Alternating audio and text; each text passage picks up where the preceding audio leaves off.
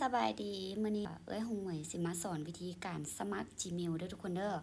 ก่อนอื่นเบิดแฮวเข้าไปตัวนี้คันในโทรศัพท์แฮวสังเกตเลยเนาะเป็นตัวลักจังซี่คันแม่นไผยังบ่มีแบบซี่และแม่นว่าเลื่อนลงไปเนาะทุกคนสิเห็นว่าเพิ่มบัญชีกดเข้าไปปึ๊บเนาะหลังจากนั้นกดเข้าไปบน Google นี่เนาะทุกคนเนาะแค่เป็นขั้นไปเลยเด้อทุกคนเด้อ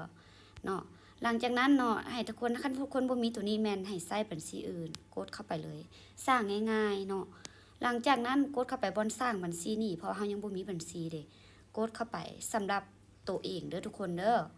โอเคชื่อเนาะโอเคเฮาสิใส่เป็นชื่อเฮาหั่นสิตั้งเป็นง่ายๆเลยเพื่อให้ทุกคนเห็นกันแล้วหลังจากนั้นเนาะกดถัดไปเลยกดถัดไปปุ๊บใส่วันเดือนปีเกิดของตัวเองเนาะทุกคนเนาะ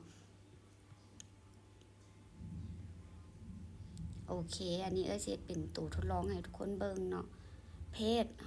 หญิงเนาะแล้วก็หลังจากนั้นเราก็กดถัดไปเลยโอเคชื่อผู้ใช้ Gmail เฮาสิใส่เป็นชื่อเฮาก็ได้เด้อทุกคนเด้อปกติแล้วสิบ่ยากปานนี้เด้อทุกคนเด้อ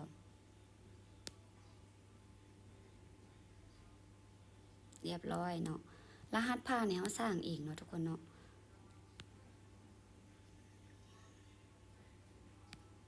อันนี้แม่นสร้างเป็นตัวอย่างทุกคนเบิ่งเนาะคันเฮาย่านลืมรหัสผ่านเนาะก็แคปไว้จบโอเคเรียบร้อยทุกคนบ่ได้ยากเลยแล้วก็ยอมรับเนาะหลังจากนั้นก็สิได้ Gmail เฮาเรียบร้อย